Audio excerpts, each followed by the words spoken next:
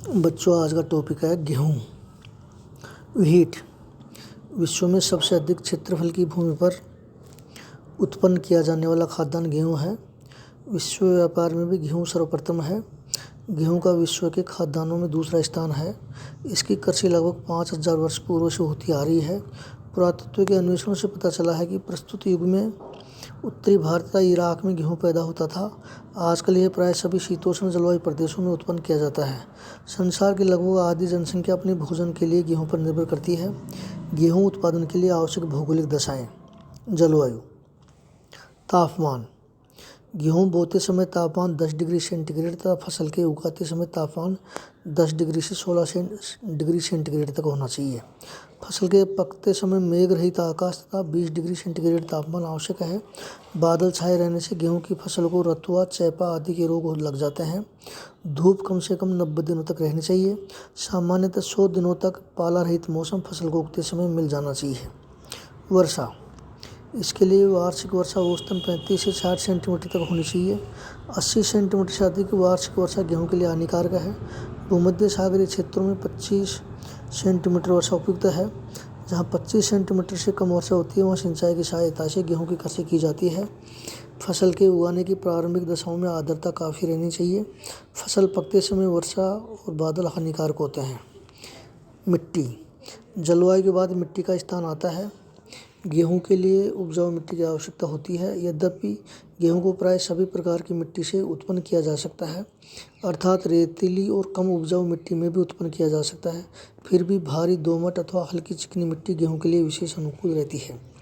गेहूं के लिए बंधी हुई दोमट और अम्ल रहित मिट्टी उत्तम है।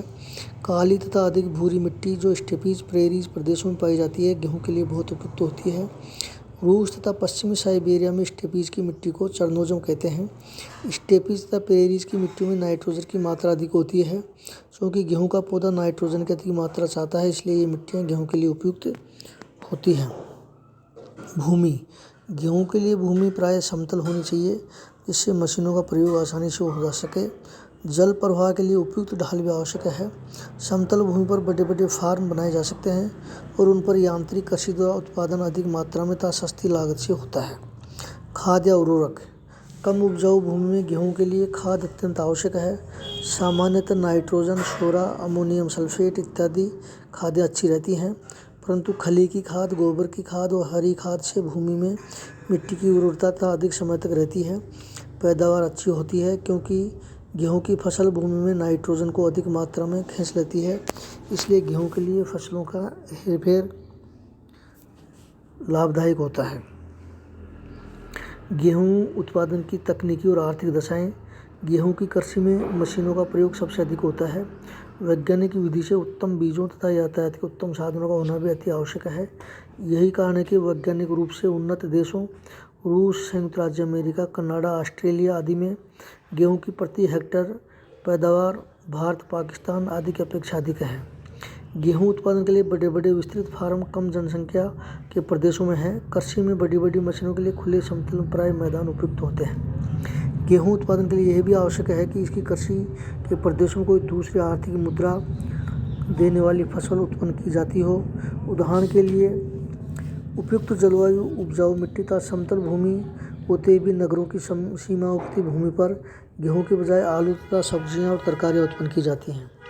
राष्ट्रीय हित की रक्षा के लिए किसी देश की सरकार आर्थिक सहायता देकर तथा सस्ते मूल्यों पर उत्तम बीज, खाद, उर्वरक, सिंचाई के पंप आदि देकर कृषि गेहूं को प्रोत्साहन करते हैं। गेहूं आयात करने वाले देशों में यदि गेहूं के आयात पर करोड़ों में वृद्धि हो जाती है तो निर्यात के लिए उत्पन्न करने वाले देशों में गेहूं की खेती कुछ कम क्षेत्र पर होने लगती है। प्राचीन ढंग से कृषि के छोटे छोटे खेतों में हल, बैल इत्यादि द्वारा की जाती है। आधुनिक ढंग से कृषि यंत्रों की सहायता से की जाती है। इसके पश्चात कृषि भी कहा जाता है। इसे बड़े बड़े फार्मों पर ट्रैक्टरों, कंबाइन मशीनों, हार्वेस्टरों, ट्रकों इत्यादि की सहायता से विस्तृत कृषि की जाती है।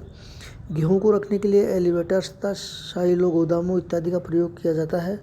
जिन देशों में आर्थिक साधन अच्छे हैं उनमें गेहूं उत्पादन की सुविधा अच्छी होती है। गेहूं के अनुसार दो प्रकार का गेहूं होता है, शीतकालीन गेहूं और बसंतकालीन गेहूं। शीतकालीन गेहूं इस प्रकार का गेहूं उपोष्ण जलवायु प्रदेशों में शीतकालीन बोया जाता है। अनुमानतः संसार का 75% गेहूँ शीतकाल में बोया जाता है। इसके मुख्य रूप से यूक्रेन स्टेपीज के उत्तरी भाग, संयुक्त राज्य अमेरिका के प्रेरी प्रदेश, उत्तरी मैदान, मध्य चीन, उत्तर भारत, अर्जेंटीना, पश्चिमी पाकिस्तान तथा ऑस्ट्रेलिया है।